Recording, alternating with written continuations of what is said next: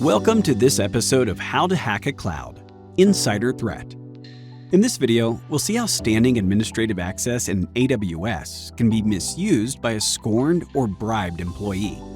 We'll also showcase in this video how using CyberArk Secure Cloud Access would have protected the organization by blocking the malicious activity, while still seamlessly granting access to users performing authorized and legitimate tasks through zero standing privileges.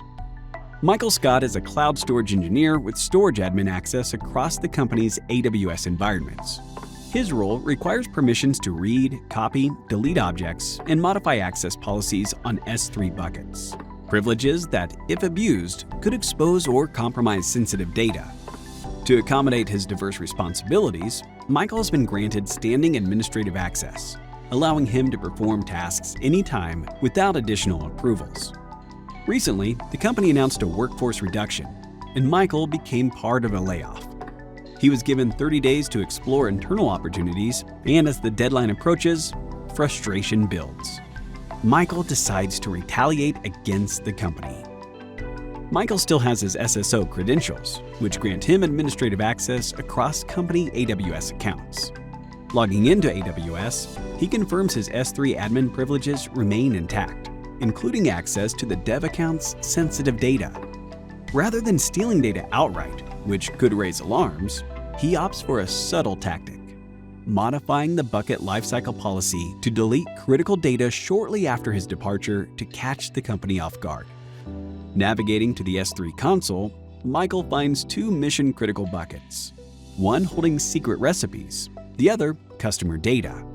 He updates the lifecycle configuration on the secret recipes bucket to expire current object versions after 7 days and permanently delete non-current versions after 30 days. Initially, everything appears normal. Weeks later, when data goes missing, it's too late.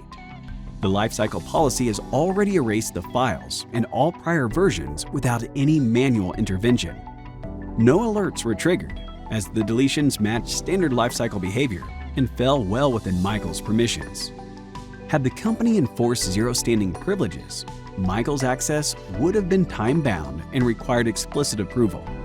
This would have prevented the silent, irreversible loss of critical data. Now let's explore the alternative.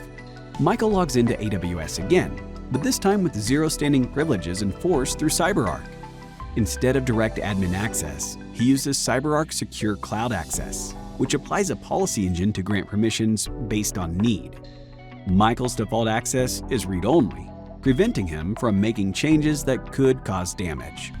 If he requires administrative privileges, he can submit an access request through a simple, frictionless interface. This request would route to the organization's approval workflow, whether Slack, Teams, or an ITSM tool.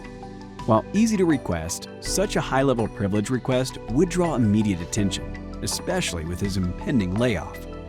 This is just one example of how enforcing zero-standing privileges within native, user-friendly workflows across multi-cloud and hybrid environments can significantly enhance your identity security strategy. Stay tuned for more examples to come from CyberArk.